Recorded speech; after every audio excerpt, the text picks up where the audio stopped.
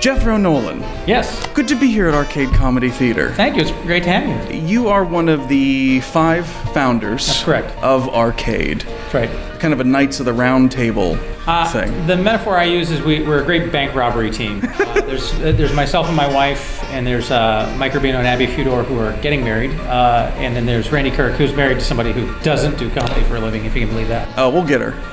Indeed. But we're a nice bank robbery team that we have non-overlapping skills. Like there's the driver, the explosives guy, the sexy lady. Does it take 5 to start a comedy theater? It makes it a lot easier by having than one. Yeah. Than having all the responsibility fall on 1 or 2 people. So. How did this come about?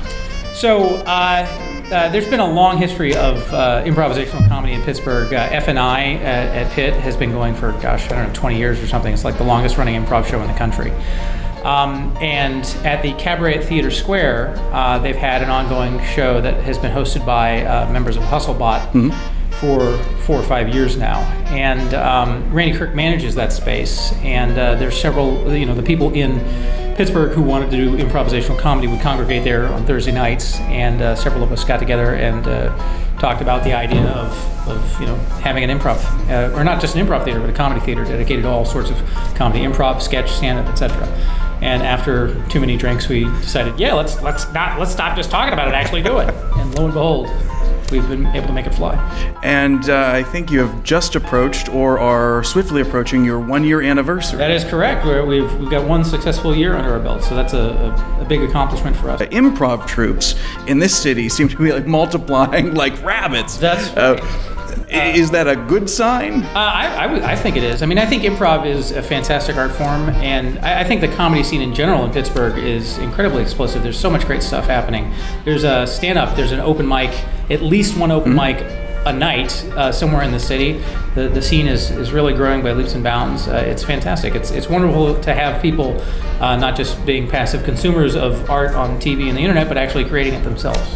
What do you think is the appeal of improv? Well, the appeal of improv is a couplefold. First of all, you have less risk in terms of going out there and trying to be funny and whatnot. Like if you do stand-up and it goes badly, there's really no one you can blame because it's just you out there. So it's clearly a judgment that you suck. If you do improv and it sucks, you can always blame the other guy. Or you can say, hey, I had no script to work with. Yeah, exactly. But there's no lines to forget. That's another plus for improv. But also it's the sort of social mechanism. It gets you an opportunity to meet and hang out with people. So there's definitely a sort of social/cult element to it. But it's really the mechanics of creativity boiled down to their most basic elements, and it's very, very addictive.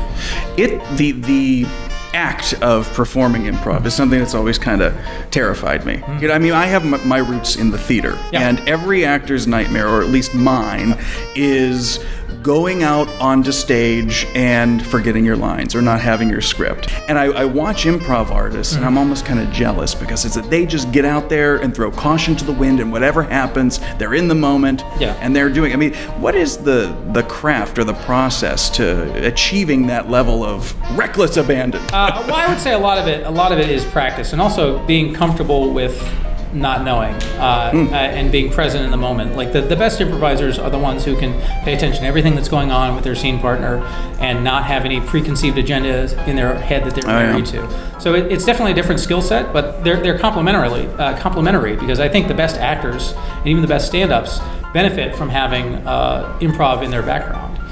So in order to approach improv, I think I need to let go of some things. It's like a Dalai Lama Zen thing. It very much is. There's a popular saying in improv, follow the fear. So if you're not doing something that makes you scared, then you're not trying hard enough. That's awesome. And I think it's important to mention that part of the operations of Arcade Comedy Theater is an educational wing or department. Yes, so Christy Nolen and myself, we've been doing improv for about 20 years, and we've taught quite a bit around the world. We've taught in Chicago for the Second Cities Training Center. We've done workshops in Amsterdam with Boom Chicago, and also in Los Angeles. So what is your approach to teaching something that I imagine comedy might be difficult to teach or guide if somebody didn't, have that knack for it, that immediate spark. Yeah, and you mentioned sort of Zen earlier. There's definitely a Zen element of it. One of the things that we battle against, particularly early in improv classes when people are just starting, is they try to be funny. And we've seen people try to be funny, and no one who's trying to be funny actually is funny. You say, oh, they're trying to be funny, as a way of saying they were totally not funny at all. So you have to kind of shoot for being honest and true and let the comedy come to you. If you aim for funny and you miss, then you're just mediocre and sad and pathetic. If you aim for truth and fall short, then you'll at least be interesting, so the theory goes. You have opened my eyes. Well, thank you. Maybe can we try like a little improv right now, like Sure, instantly? sure, What do we need? We need a setting. We can start with anything. Why don't we just start with a relationship between Okay. the two of us, like co-dentists or something. Okay.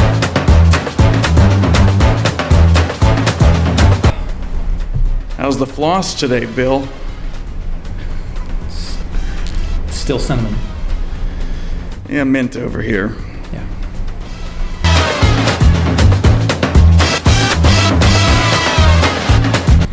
You had a great root canal the other day. I wanted to compliment you on that. You know, thank you. You're welcome. You don't really hear that enough around here.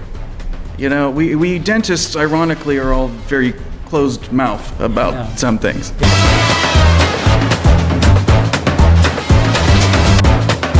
I really admire your work. Like, you're good. You are a great dentist. Oh, now. It's funny you say that because I've actually been thinking of retiring. No, early. don't. No, I that do. would be a know, crime. I'm getting a little That would- long in the tooth. No, that would be a crime if to deny your skills to the teeth of Pittsburgh.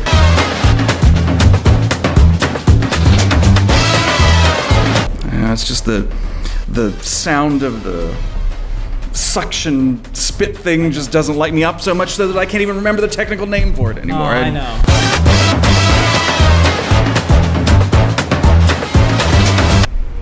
Well, let's get some nitrous oxide and have ourselves a party. What Hell do you think?